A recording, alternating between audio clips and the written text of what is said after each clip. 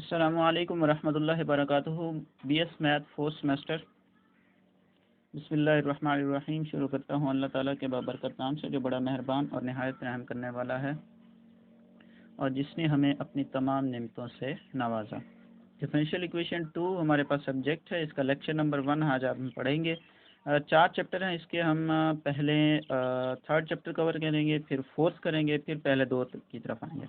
तो lecture number 1 में हम तकरीबन इसको कवर कर लेंगे। जो हमारे पास थर्ड चैप्टर है तकरीबन ज़्यादा दिन नहीं लगेंगे, ज़्यादा से ज़्यादा 3 लेक्चर में ये कवर हो जाएगा। ठीक है, फिर फोर्थ की तरफ बढ़ेंगे।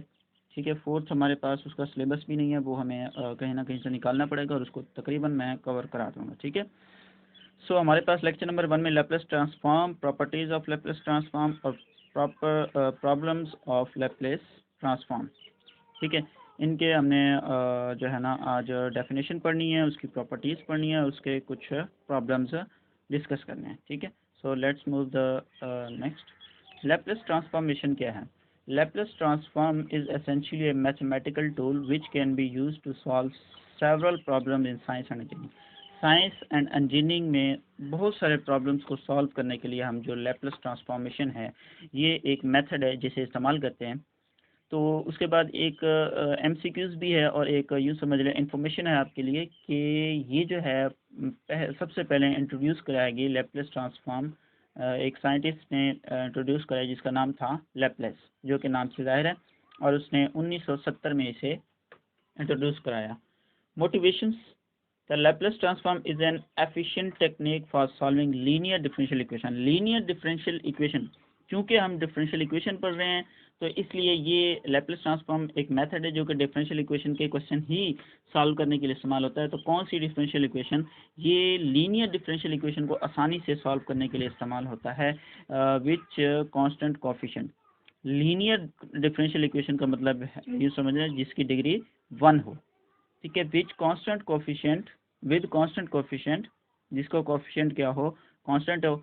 इस चैप्टर में यही हम डिस्कस करेंगे, इसकी प्रॉपर्टीज़ और इनको प्रॉब्लम्स में अप्लाई करेंगे। इनिशियल वैल्यू प्रॉब्लम भी पढ़ेंगे। लैप्लेस ट्रांसफॉर्म शॉर्टकट क्या है? Is an operator which transform a function of f of the variable t into a function f of the variable s।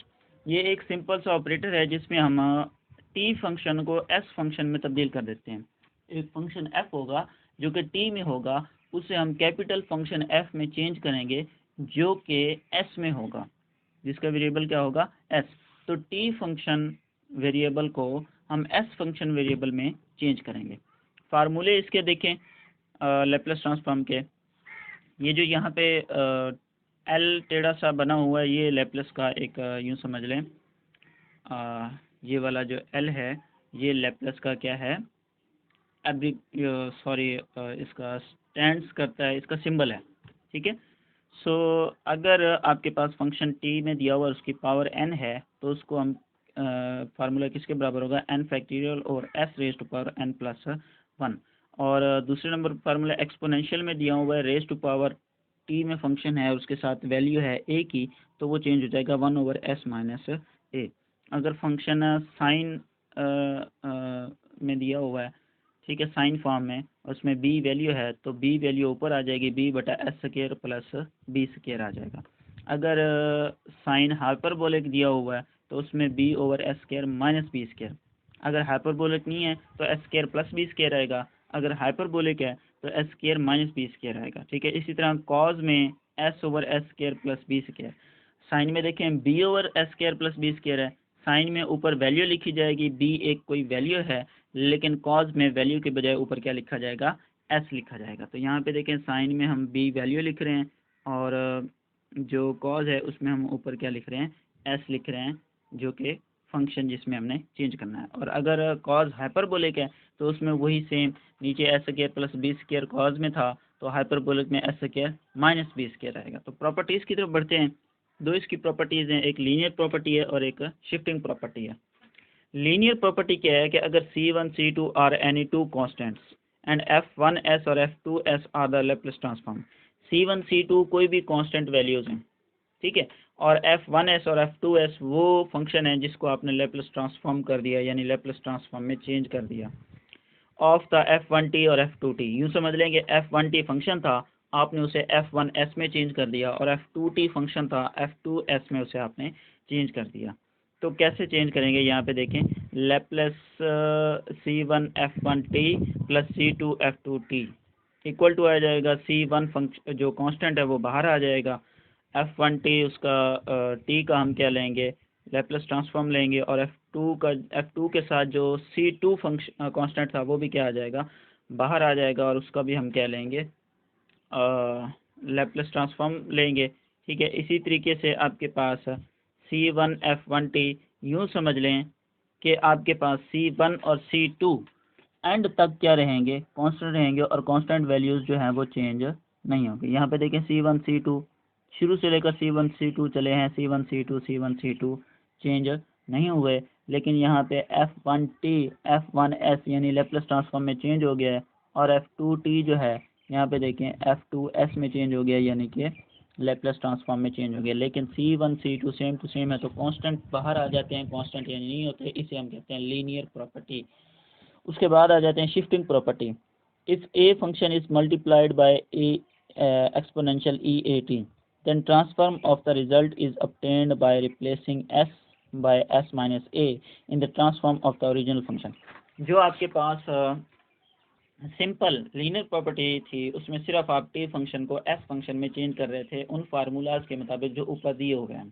ठीक है, लेकिन अगर आपके पास एक ऐसा फंक्शन आया है जिसमें exponential e raised power at के साथ एक फंक्शन a, ठीक है, मल्टीप्लाई हो रहा है, तो फिर आपको क्या करना पड़ेगा, उसमें फंक्शन फार्मूले में मौजूद जहाँ जहाँ s दिया हुआ है उस s को हटा के s माइनस a लगा देंगे।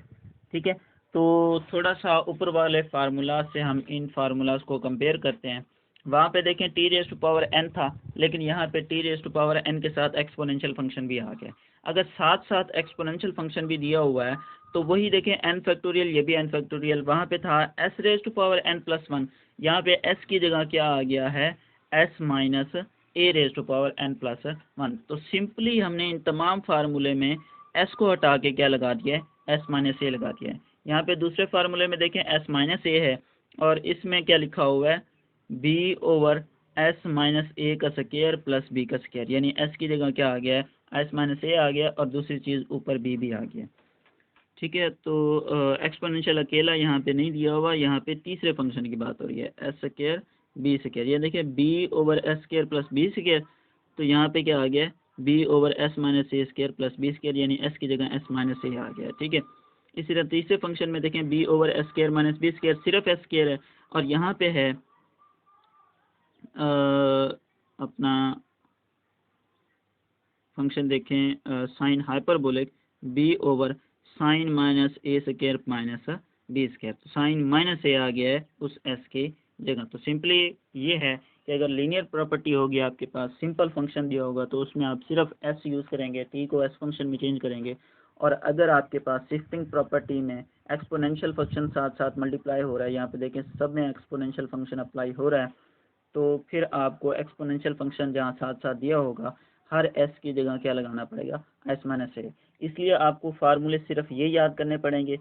ठीक है, इन फार्मूलाज को देखते हुए आप अप्लाई करेंगे, लेकिन अगर क्वेश्चन इस तरह का है कि उसमें एक्सपोनेंशियल भी है, तो फिर आपको फार्मूले में थोड़ी चेंजिंग करनी पड़ेगी, s को हटा के s माइनस ए लगा देंगे। नेक्स्ट मूव करते हैं, हमारे पास न्यूमेरिकल प्रॉब्लम्स कुछ दिए हुए हैं, उनको देखें। हमारे पास क्वेश्चन है T square plus 60 minus 17।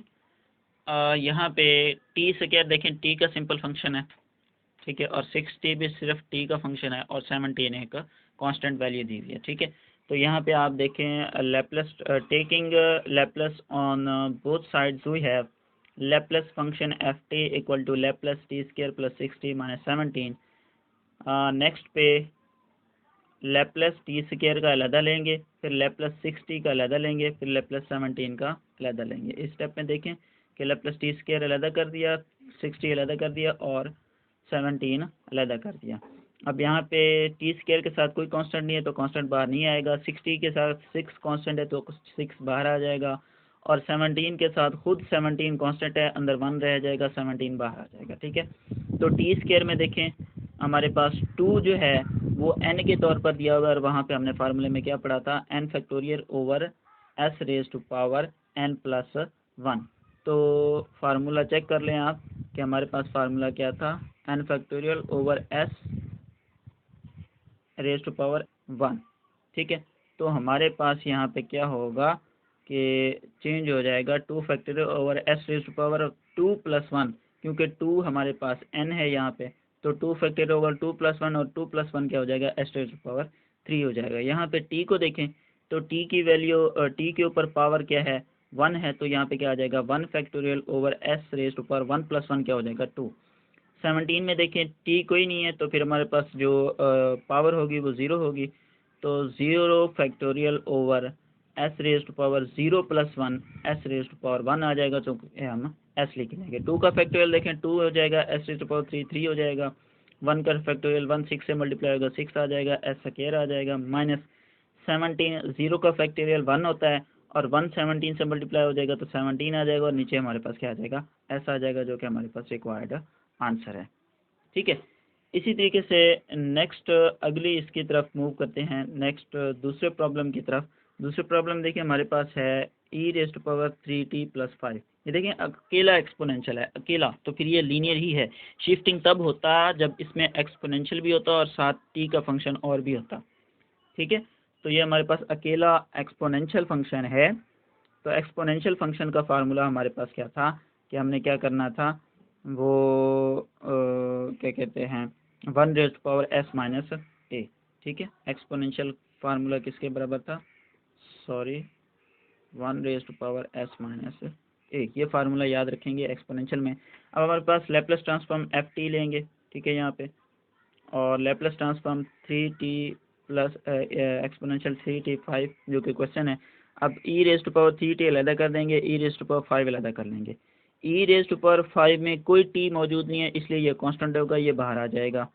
e raise to power 3t में t फंक्शन दिया हुआ है, इसलिए इसमें लेप्लेस ट्रांसफॉर्म अप्लाई होगी। ठीक है, तो e raise to power 3t में जो a की वैल्यू है वो क्या है, 3 है, तो 1 ओवर s माइनस a क्या हो जाएगा, 1 ओवर s माइनस 3, a की जगह क्या आ जाएगा, 3 आ जाएगा।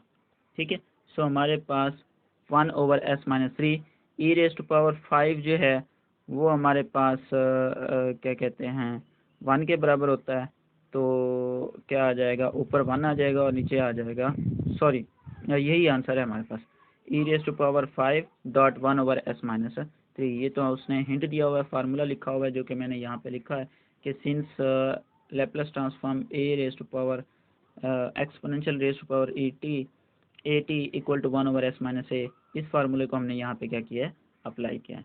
So wish you best of luck. इसके काफ़ी सारे प्रॉब्लम्स हैं, इसी तरीके से आप इनको क्या करेंगे, सॉल्व करेंगे। कोई प्रॉब्लम समझ नहीं आता तो आप कमेंट में लिखेंगे क्वेश्चन नंबर और उस क्वेश्चन नंबर की वीडियो बना के आपको सेंड कर दी जाएगी। ठीक है, जितने भी इसके प्रॉब्लम है आप सॉल्व करेंगे। Wish you best of